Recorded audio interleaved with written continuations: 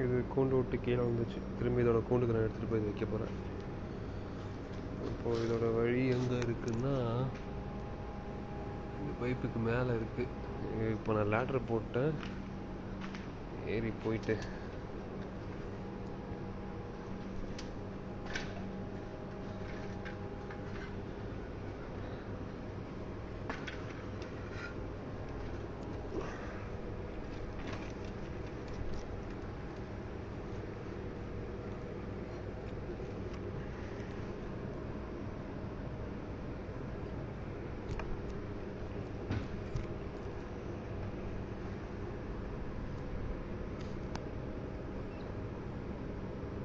இதுக்கு வந்து தலை நிற்க மாட்டேங்குது.